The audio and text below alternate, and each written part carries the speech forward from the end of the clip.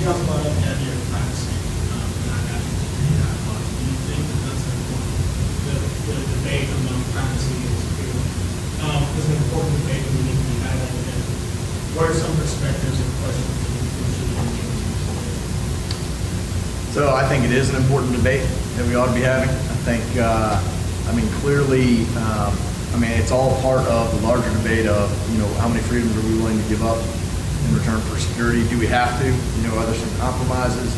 Can we have both? You know, as an Army guy, I'm going to say yes, we can have both. But you know, the devil's in the details. You know, one of the areas that has been in the news, or especially a few years ago, was you know, domestic surveillance, and I think that's an interesting one because there is overlap between military and civilian in that, because you know, we have a set of intelligence oversight rules, and those were designed for one thing. They were designed so that the government was not spying on U.S. persons, so U.S. citizens. Now, we don't care about non-U.S. citizens, and we really don't care as much overseas either. The whole scheme is set up so that if you're talking about a non-U.S. person and you're outside the United States, then you can look at them, collect their information, whatever you need to do, because they're not U.S. But inside, you know, first of all, you're not supposed to operate inside the United States, but even outside the United States, if it's a U.S. person, then you got to follow rules. And so when you're talking about like domestic surveillance, you know, that should not be going on without some kind of warrant, either a law enforcement warrant or something similar to a warrant, because as U.S. citizens, we believe that the government should not be able to collect information about us without our consent, unless it's for a very few purposes, like law enforcement. And so, unfortunately, though, so that's the issue, you know, that was in the news and has been in the news. I guess if you want to know what questions you ought to ask, I think the very most important thing, and it's sort of similar to the killer robots versus autonomous weapon system thing, is try to take some of the emotion out of it, try to use the right terminology, try to reason about some of these things and have a discussion that doesn't involve people using sort of emotional terms and shouting at each other, which unfortunately, you know, that's what we have on TV. I mean, that's what we see, and that's what we generally get from our, unfortunately, from our elected representatives as well. And so what you got to try to do is figure out, you know, how do I understand the issue? You know, what sources can I go to that'll help me to understand the details and the issue, so that I can have a discussion with somebody, you know, an intelligent discussion, because that's really what we need. I mean, that's what we need in the public sphere and from our government, is a debate where both sides understand the facts and share the facts and can talk about those issues and then make some kind of decision, because sometimes you do have to trade something off. So that's a little roundabout and a little philosophical, but I hope that was somewhat responsible for you.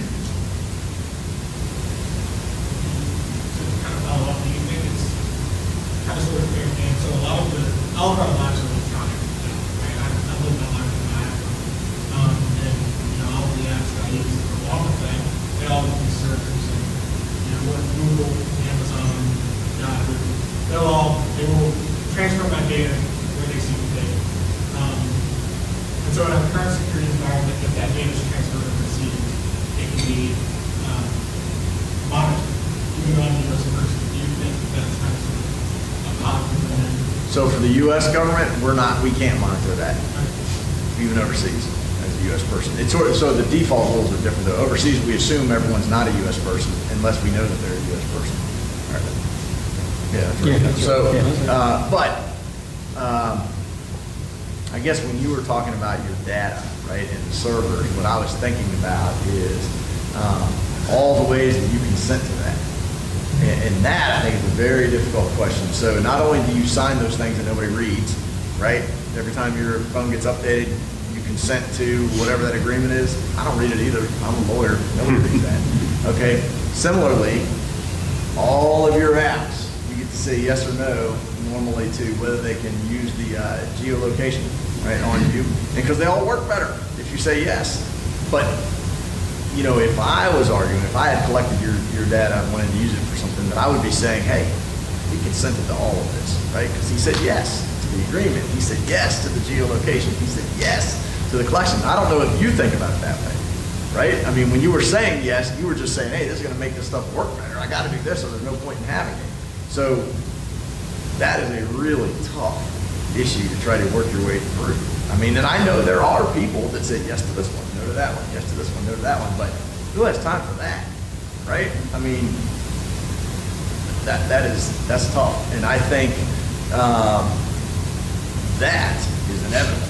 I mean, it's inevitable that somebody's going to steal your information that way, and it's even more inevitable it already goes, the marketing and all that. I mean, it's the same data, right? So I don't know what you do about that. I think, other than opting out, you go without a. I think unfortunately our laws and our court's interpretation of them moves much slower than technology. What Nick is talking about and what you're asking about also is whether you have an expectation of privacy in that information. So when we talk about the Fourth Amendment, your right to be free from unreasonable searches and seizures. What's unreasonable is searching a place that you have an expectation of privacy without a warrant. And the courts have, for the whole distance of our country, looked at all kinds of issues about where you may or may not have an expectation of privacy. We mentioned some of this in the class before we came in here. When we're going through law school, and you're studying all these things, or you're looking at criminal law cases, and there's the idea that, okay, well, you threw it in the trash. Well, if you threw it in the trash, you don't have an expectation of privacy. I can look at it, even if it's on the curb, because it's in your trash, so you don't have any expectation anymore. Or what about an outbuilding on your property that's away from your home? That maybe you don't have an expectation of privacy in it because any kid could go in there and open the door up and go in and check it out, so you're not going to keep something you have privacy interest in it. But if it's within the homestead where there's a fence around it near the house and a lock, then people say you have an expectation of privacy.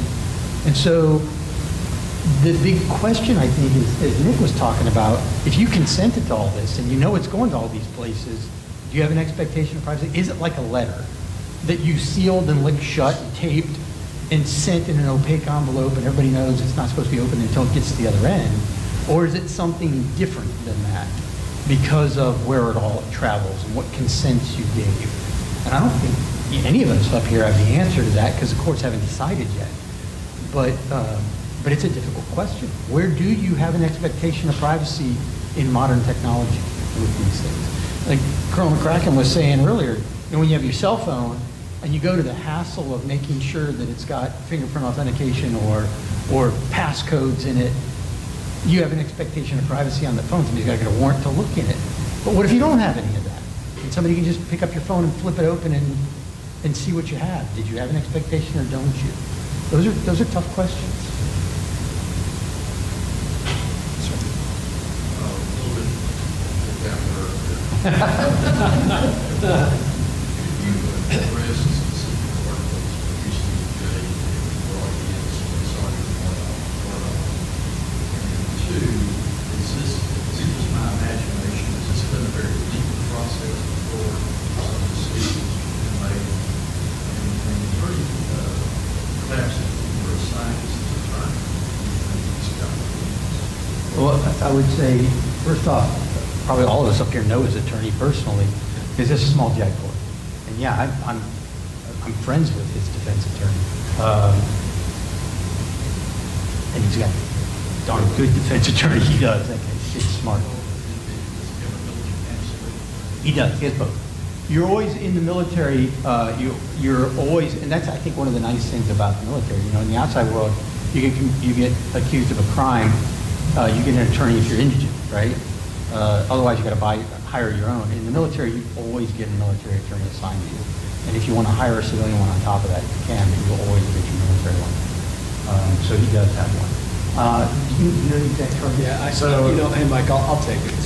So at my last command before I came to the Army War College, I was at U.S. Army North in San Antonio. And after Sergeant Bergdahl went through his reintegration process, he was assigned to my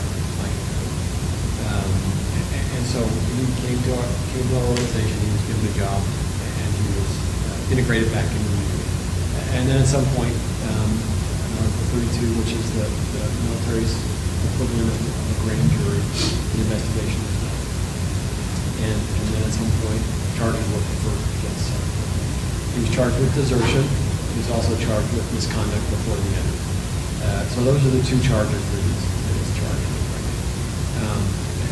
And so the process has walked through the military justice process. And if your perception is that it has taken a long time, I'd say that's reality, because it has taken a long time. You know, for everybody in this room that's been a prosecutor in the justice system, we talk about justice being, justice delayed is justice denied. And so for all of us advising commanders, because under the UCMJ, commanders get to make the decisions on what cases get to be prosecuted. We believe that's an important part of our military justice system, that commanders have a responsibility to look out over their organizations, make decisions on who gets prosecuted, what level of court-martial they get prosecuted, or if they get prosecuted at all, or some administrative action is taken against them. And so, as lawyers advising commanders, we are acutely aware of that as our obligation, to advise commanders to get justice done quickly and efficiently. And the fact that it has taken this long is an anomaly in the military justice system. It's an anomaly not because the case is particularly complicated, not because the evidence is particularly at issue. The anomaly is because there are a lot of external factors that are going into the prosecution of Sergeant Booker. Well, I think Nick's point earlier about emotion and politics, I think is a good one, because there is a current, I think, opinion that for some reason, because Sergeant Bergdahl, and let's not mix that. Sergeant Bergdahl walked off of his observation point in Afghanistan, right? I mean, there is no issue about that. Why he did that? You probably all read about why he thought he could do that. He thought his unit was in some kind of danger, and that by doing this, he was looking to preserve the integrity of his unit and the safety of his unit. And that was his intent. Whether you think that's wrong or right, that's up to a court to decide. And whether or not he's found guilty of those two charges and specifications that are brought against him, again, up to a court to decide. But I think there's this current that because the administration, and again, our elected officials, you can have your opinion about our elected officials. We unfortunately cannot. The UCMJ article that prohibits us from expressing that, which is okay. But you can have your opinion about our elected officials, but our elected officials made a decision that in the interest of a U.S. soldier, an individual who was serving his country overseas, he would trade individuals for him. And I think that level of discussion with respect to that issue has clouded the rest of what should otherwise be a relatively simple and straightforward case. And that's why it has taken a long period of time.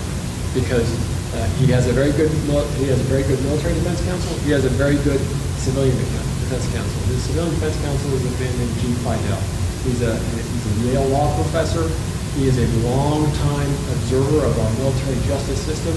I met Gene Fidel for the first time when I was a captain. So 25 years ago, I met him, and he has always had an interest and an ability to look at our UCMJ system, and he's had a number of high-profile cases over the years as part of that system.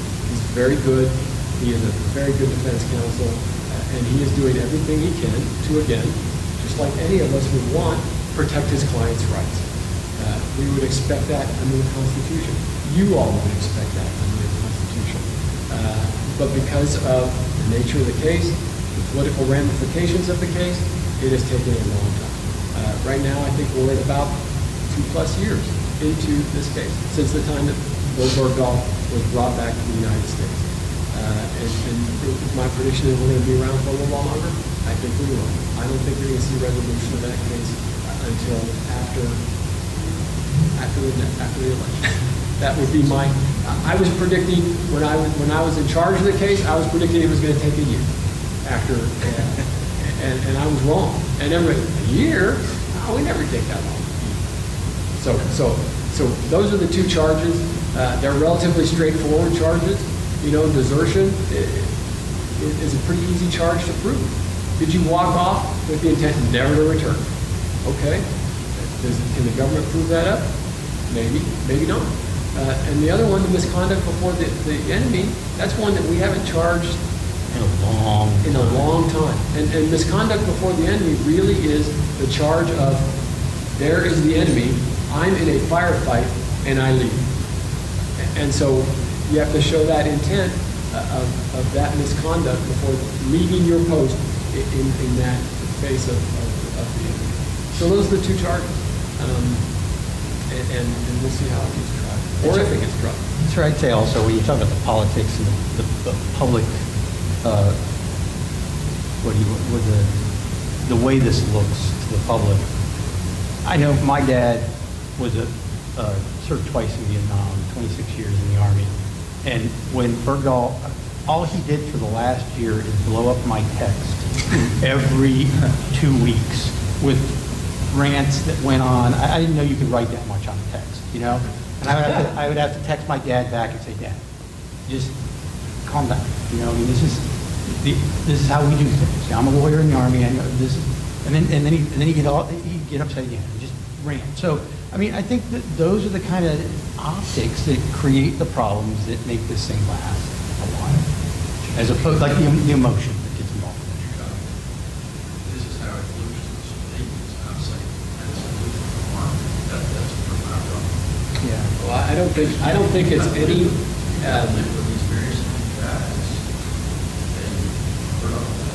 Yeah, I think you will find within the military there is any number of opinions on how Bergdahl should be handled and what he has either gotten away with or not gotten away with. Yeah.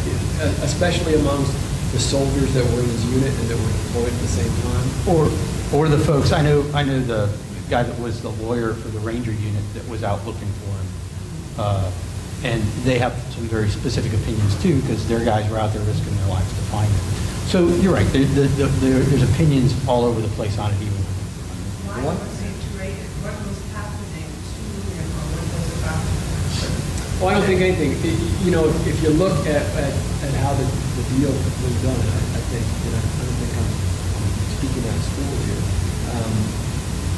You know, Mike and Nick and anybody that's been deployed to Afghanistan will know.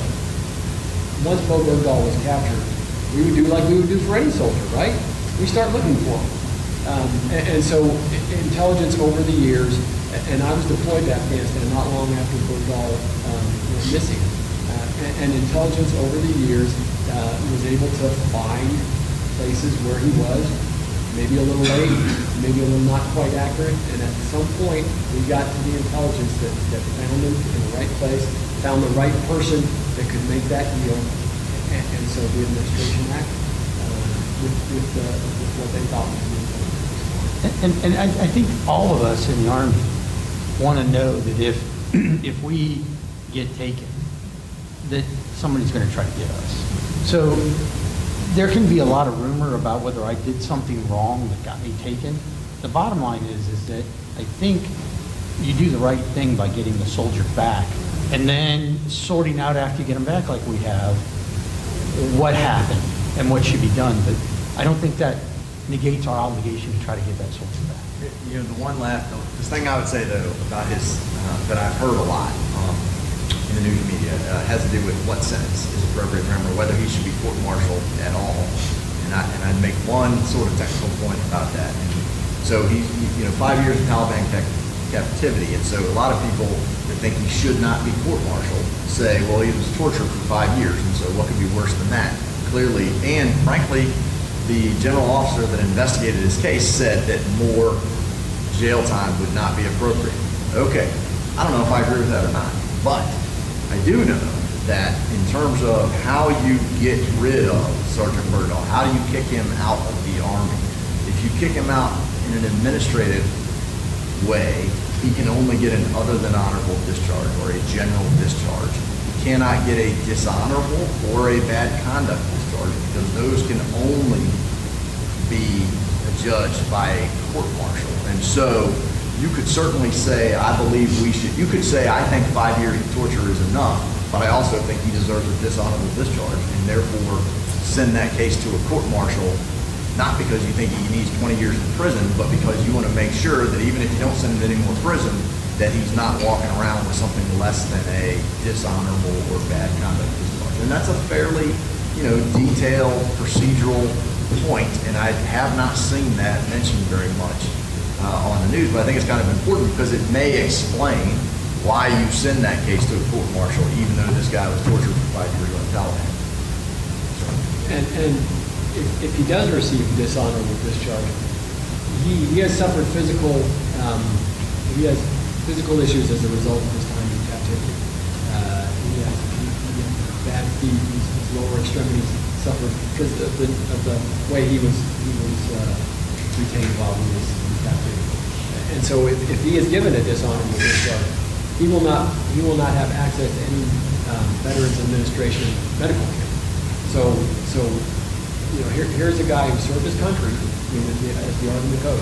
Here's a guy who volunteered to go, serve his country, made a dumb mistake. Yeah, I think everybody can agree to that.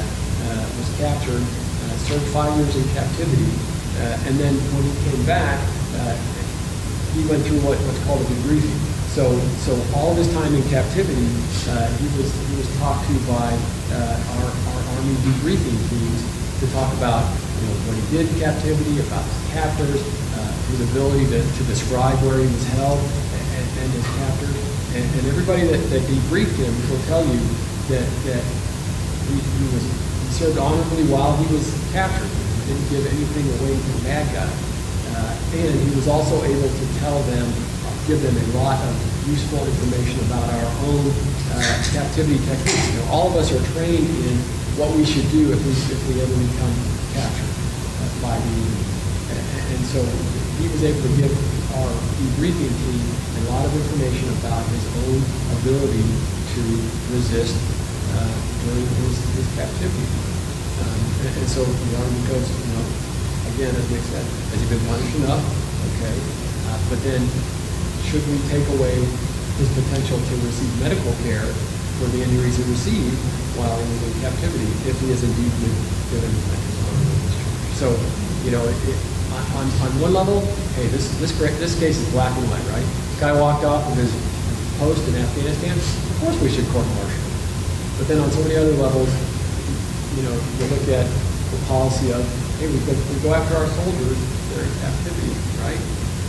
And whether or not we should give this guy something, maybe not, a medal.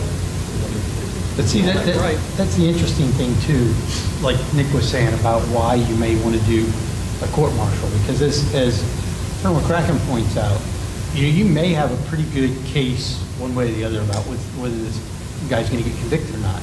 But then what happens with sentencing? Is he going to get a bad conduct? Is he going to get dishonorable? Is he going to get jail time? Is he going to get what? And it comes up to someone making those arguments like Colonel McCracken is about what he was able to do, how that went, versus some other guys coming in who may have lost folks, people got injured or killed searching for him that wouldn't have happened but for what he did. And it's going to be up to then a judge or a jury to determine what the appropriate sentence is once they're given all that information, as opposed to just what's bantered around in the press right now. Go ahead. You haven't had one yet. Go ahead. Kind of going off of this, but also like a current and developing case with the Navy Sergeant Lynn. I know it's a different branch, but how do you foresee that trial going? And then what countermeasures is the military going to take post his espionage? Now is this the Navy commander? Yeah, it's the commander. Yeah, the Navy officer. That is a great. We've had a couple of instances of that kind of misconduct, and I'm not sure there is much we can do. All of us at some point, if we receive a security clearance, we will go through a background investigation. So, 25 years ago when I got my top secret security clearance for the first time, I gave a security investigator a whole bunch of information about where I lived, the people I associated with, my teachers in school, and all of these things. And individual went out, and believe it or not, they actually spoke to all of those people.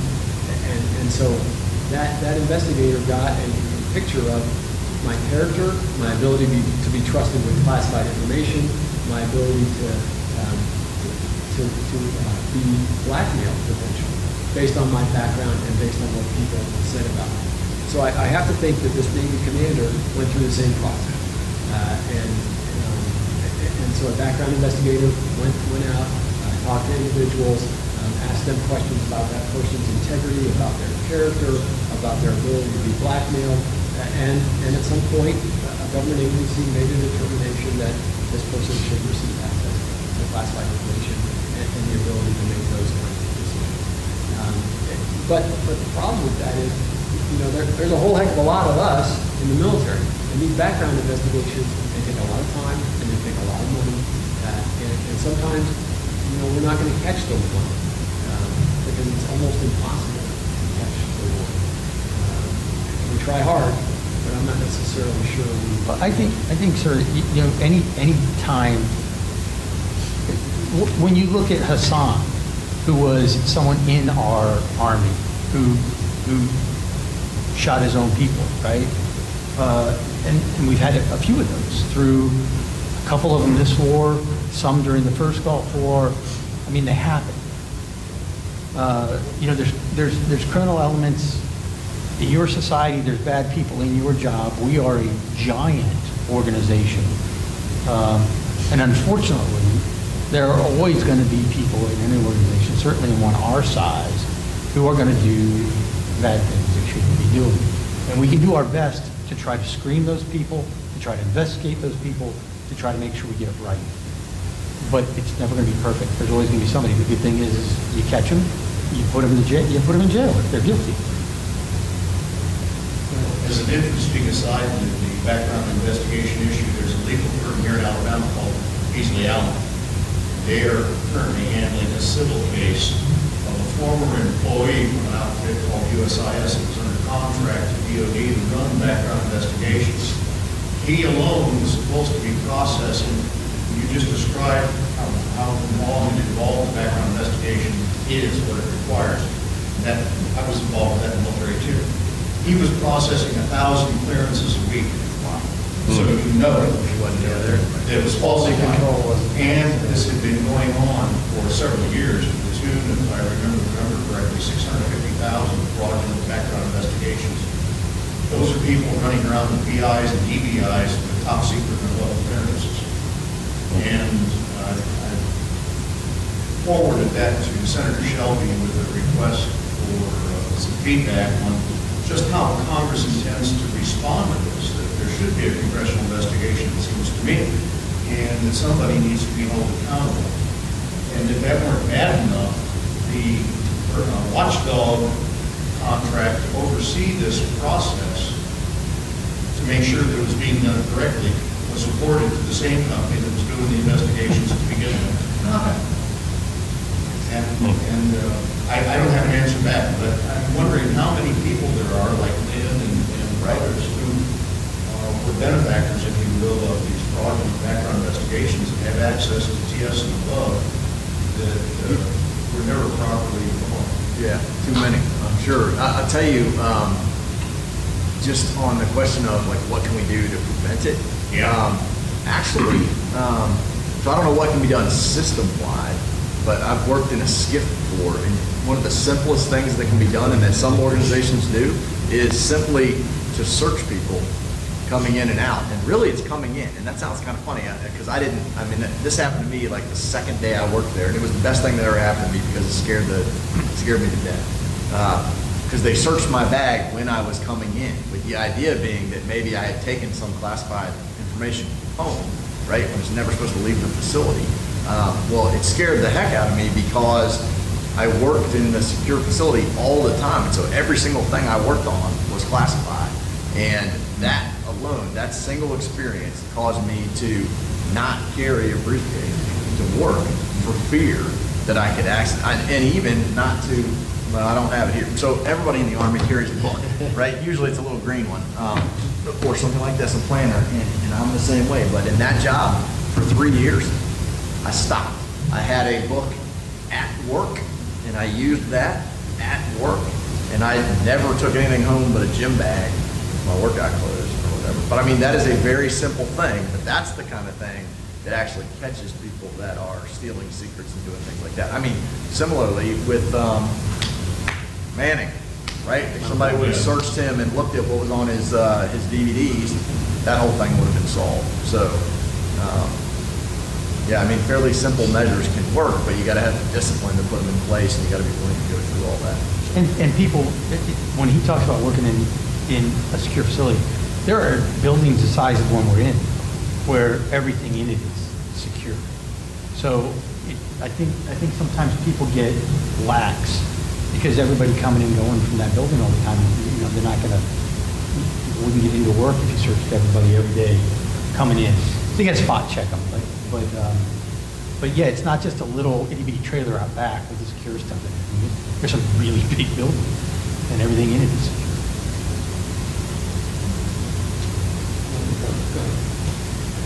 The military budget is a perennial topic.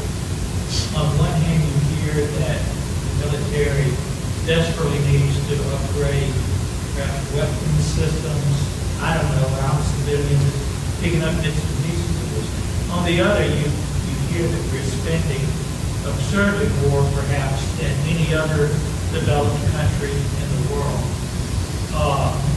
Everybody wants to have a good sound military that I think has some common sense, but we have infrastructure falling apart, we have global social needs, we have educational needs. How do you strike the balance? I know it's hard for perhaps you guys to be objective about this because you have a deeply vested interest, but can you respond in terms of justification or just a frank opinion about it? I think that it depends on what you want. You know, when you talk about other countries that don't spend what we do, you have to ask how secure they are and what happens if they get attacked, or what happens when a vital interest of theirs is affected. How are they going to handle that? Most of those countries that you're talking about, even when they go to the war, they go with us. And a lot of the support networks and the intelligence and everything that's provided, they get from us because they don't have it in their own military anymore. Now, I think President Obama called a few of them recently free riders and told them they need to spend more money. But whether they spend it or not shouldn't affect what you want from your military and what you want it to be able to do.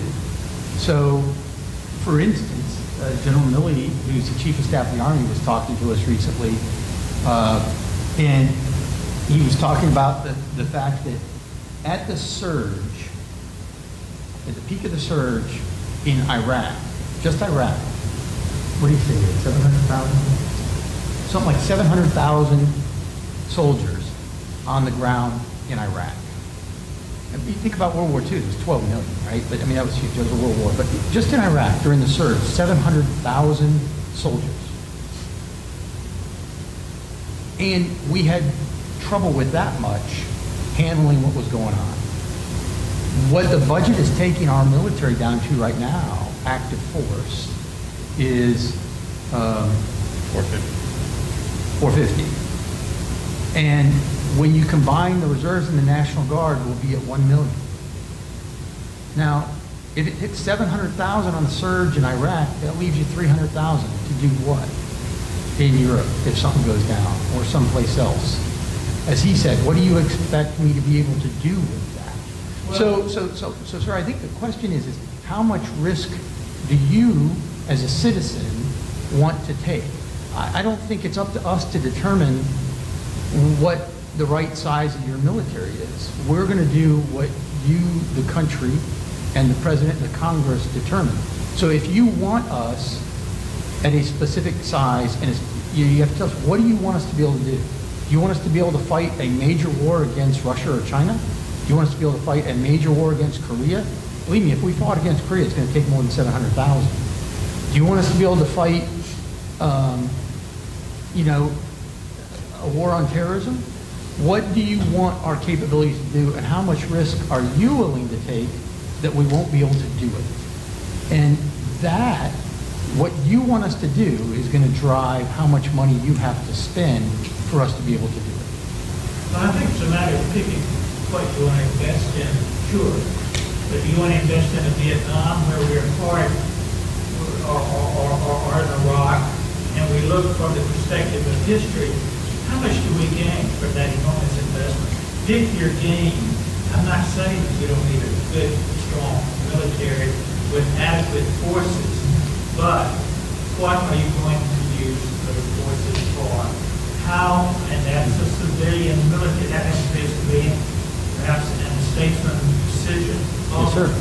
But still, it's like you want a good guard dog, but you don't want the guard, but the guard dog has to be somehow within a context. It can't just be fighting anywhere and everywhere and wasting its substance, as it were. Yes, sir. Yeah, you know what? It's interesting you bring that up because, I mean, all of us, I think, would agree with that. But more fundamentally, we think there ought to be more discussion about that. But in particular, our elected representatives got to discuss that, and they got to vote every now and then. You don't like to do that. Right? Our elected representatives don't like to go on record. That's a problem. We need to have an actual debate about what we need in terms of the military and what we're willing to do and not willing to do. We have to talk about it as a country. Well, we have a mechanism for that. It's called Congress. But they got to actually fulfill those responsibilities. And ultimately, the people have to. That's as critical as I'm allowed to say. So. Yeah. Well, and I think Nick's point is a good one. You know, for all of us in the military, you know, we certainly thank you for your support over the last, you know, it's been a decade and a half now that we've been out there. And certainly every time, you know, you buy us a cup of coffee or you say thank you in the airport or whatever it is, that, you know, we certainly appreciate that because we know it's heartfelt. But by the same token, you know, it's all of our responsibility as citizens to look critically at every act. You know, you're right. There are a lot of needs in the country, and it's not just, you know, to support our military. And we all feel, you know, thank you for supporting us, and thank you for understanding what we do is important.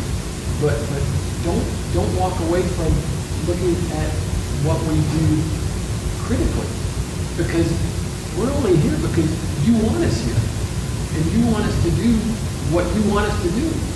And if we don't have that conversation, then you know we'll just kind of do it what we think is right, and there won't be that discussion.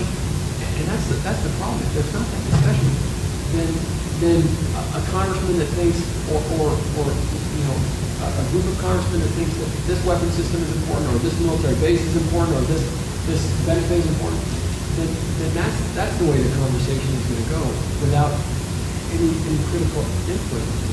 And so you're right. It's part of a bigger conversation, but it's all of our responsibility to have that conversation. All right, you get one. Did you have another one? Back to the killer robots. I can't quite remember the last one you talked about, when that have a person who was telling you what to do all the time with things. Is it possible for it to get it wrong? And if it does get it wrong, who is then in trouble? Because since no one's telling it to do it necessarily, is there someone that gets put it out and or is it just the robot's fault? Nope. So that's exactly why I think we're not using that. You know what I mean? Why we don't have fully autonomous weapon systems is for fear that, partly for fear that it could get out of control. Which I don't know. I mean, you know, if you read any science fiction or watch movies, we see stories like that, right? That's right. But at the same time, there are issues there. Who's responsible? I mean, you know, if it was a United States weapon system, then somebody in the United States has to be responsible. Even if the machine has made its own decision. I mean, that's a great point. Some human has to be responsible. I mean, we're not going to put a machine in jail. So, yeah, no, that's, I think that is an issue. That eventually will have to be addressed. I mean, I'm here telling you don't really worry about it because we're not there yet, but we will get there. I don't mean to suggest that that's never going to happen. Oh, it's going to happen. I just think it's not quite as close as, some people think. You got one way in the back there, A too. question on cybersecurity.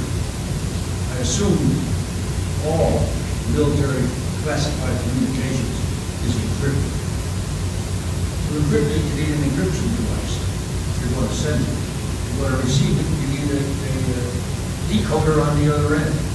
What protocols are in place to ensure that the security of those devices are so secure that from the time an individual is hired by a company to build that device, and I assume all of them are built by civilian industry, to the time it's put together, transported to a logistics facility, sent out into the field and handled by 2 or 3 other people, what protocols are in place to provide the security of those so important devices? It goes back to the screening process of our military personnel and our contractors. And like was discussed earlier, there are challenges with that system. Within the last month, there was a Chinese national that worked for the defense industry that was selling information to China, to hackers in China, that could then be able to hack into industry computers. So he worked within the defense industry system, and he was taking information that he had access to and giving it to hackers within China. He was discovered because of the type of information and because of the monitoring that's going on. So he was able to have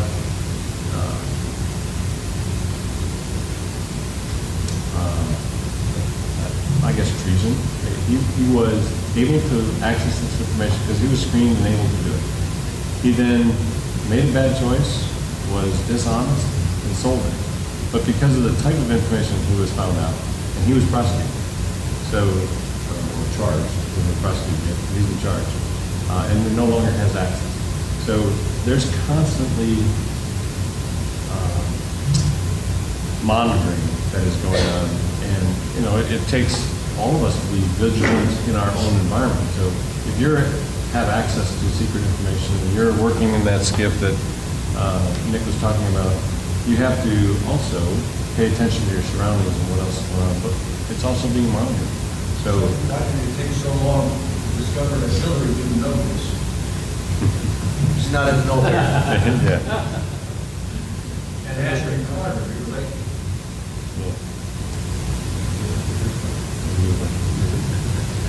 So, In the way back. With the camera. This is related to cybersecurity, but it's more of an information warfare question. So we're seeing posts, videos on the internet become much more complex, much more. It's ISIS and they're doing. They have videos saying, "Oh look, see, this is what the Iraqis did. This is what Assad did." Sort of just go down. So having programs or any kind of methods in place to help us counter these false narratives that are out there for people who are educated.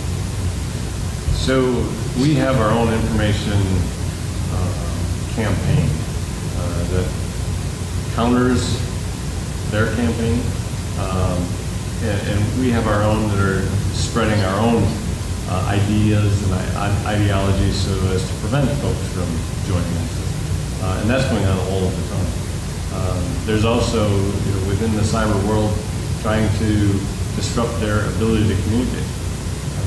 But as technology improves, they're using encrypted technology as well.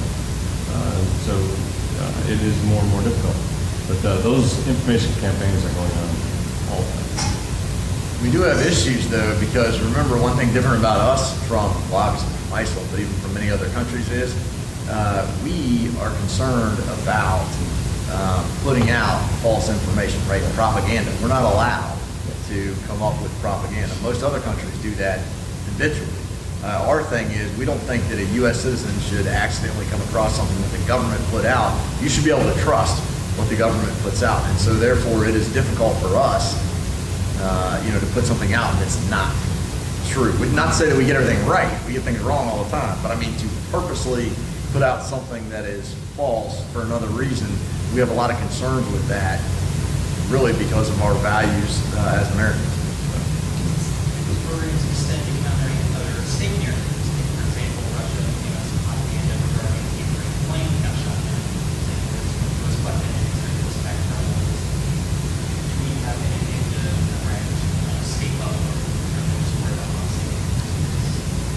that role falls on the State Department and the diplomatic realm. And they're constantly having dialogue and debate and responding to their piece. But that's not really a military aspect, that's diplomatic. But I think you've heard on that diplomatic front of things like Voice of America, which gets radio stations and TV and whatnot that's beamed into countries that we're trying to counter those messages with. So it does happen. It's just like you said, it's a different agency that's responsible for it. It's not us.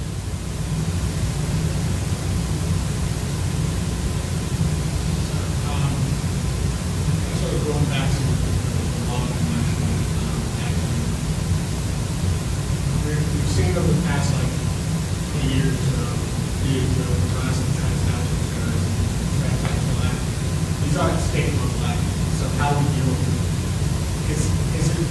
Are we in an era where we have to kind of change how we deal with these people who act on behalf of these transnational actions? And so does that kind of change our laws?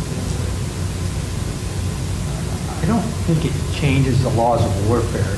It goes back to what Nick was saying earlier. I think that, the Geneva Conventions and the other laws that we abide by, we can find ways and should always try to apply those. We talked about this in class earlier today, and my belief is that, America is America because of the values it lives by and that it tries to espouse.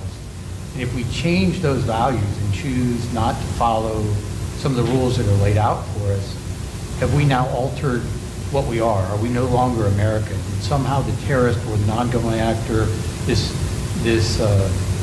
transnational organization, win in some manner by altering our values? So I think we do have an obligation to try to continue to be America, to try to live by the laws of war as they've always been applied, and they always have been able to be applied. The laws of war are written in a manner that can be applied to non-state actors. We talked about this in class earlier today too, and I used the French underground as an example. If you were in France and the Nazis were there, and you were a French potato farmer out in the field, or you were part of the French underground and you had your weapon next to you in the field, and the German patrol went by, and you looked like a farmer, and then you picked up your weapon and you shot him in the back, it wasn't much different than the insurgencies that we fight today. Now, we thought that was cool because the French were on our side, right? But does that mean that the Germans could try them as criminals who committed murder because they weren't legal combatants? Sure they could. Did those people commit criminal acts under the laws of war? Yes, they did. And so I think the laws of war have always taken into account some of those people. There's a different argument with transnationals as to whether they're the responsibility of the military to handle or the police to handle. Is it a criminal issue that should be handled domestically by the police, or is it an international issue that should be handled by the military? And I think that depends on the organization we're talking about, the effect of the organization, the states it's in, the effects it has, and those are decisions that as Nick has said all night long, need to be debated by our country as to what is the most appropriate organization to handle for them. Another question is that you brought up back is there, when the fighting soldier goes overseas with some sort of Judeo-Christian value system. I think special operations soldier who was working with some kind of soldiers unit or something, because of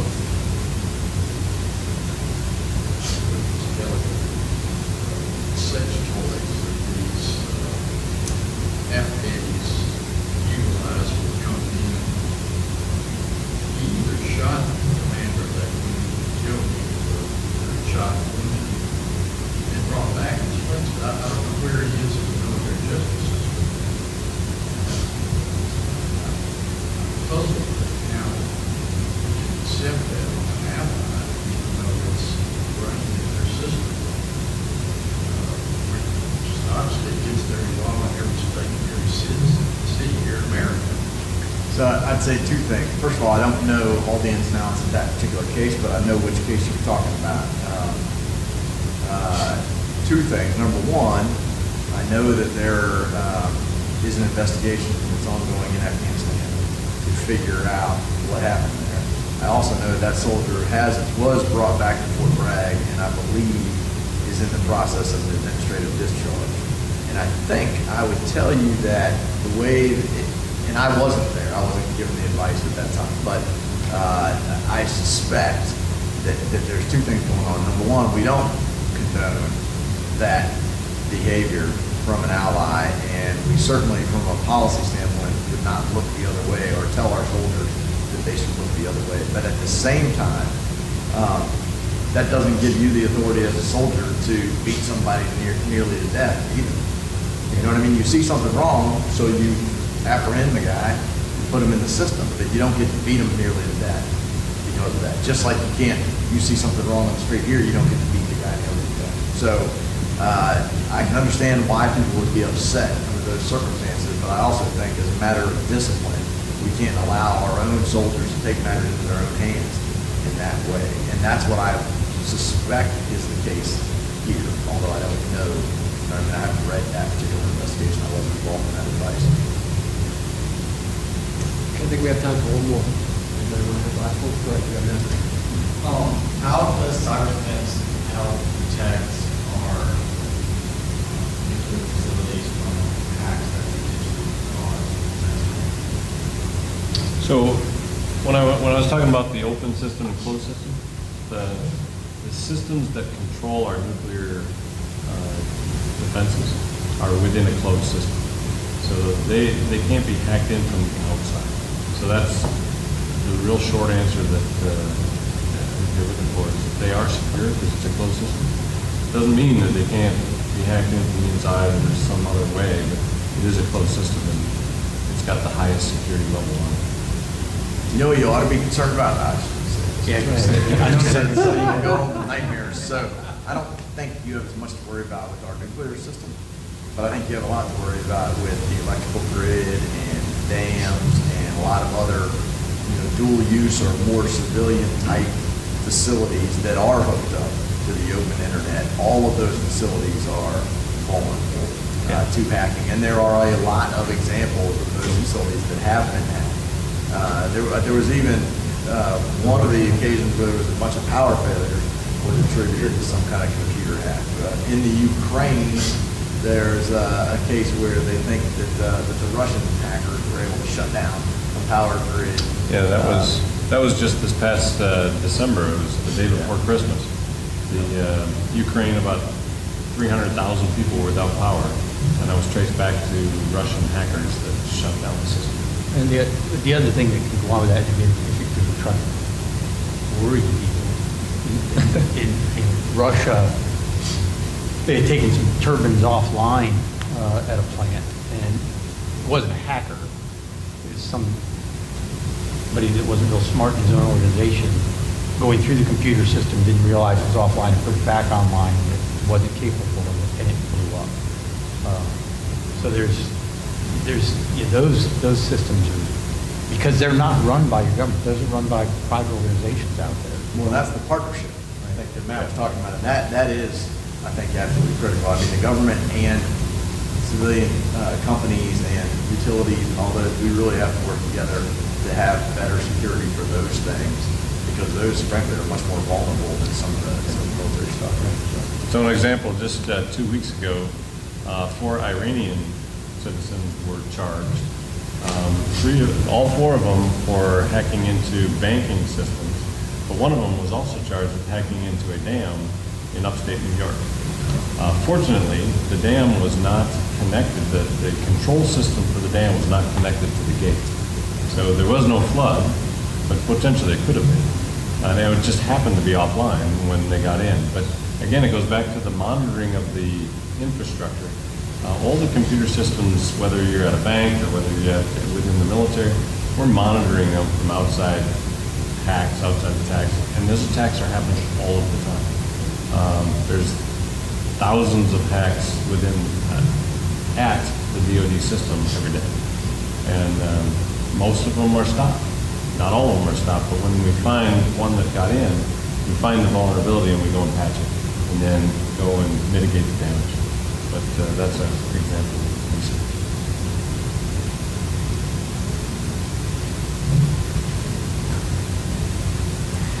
Well, as I started, the purpose of the Eisenhower Series is to have an outreach program, to have a conversation between military and citizens.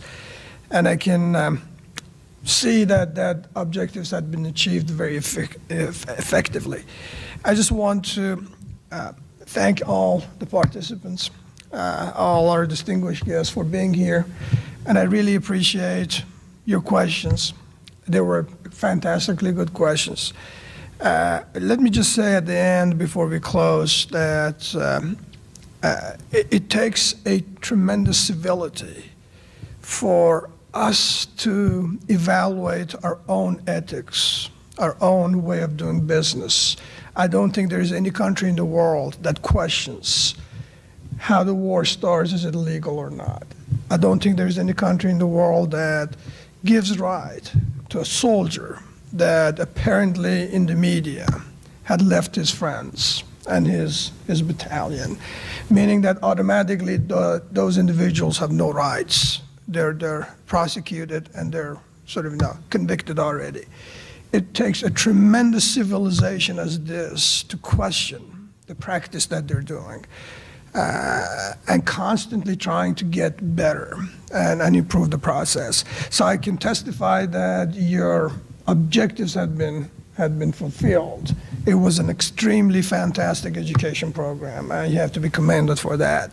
I know that Dr. Cortell, the head of the Department of Political Science and Public Administration, wants to say a few words, and we conclude after his remarks. So I turn it to Dr. Cortell.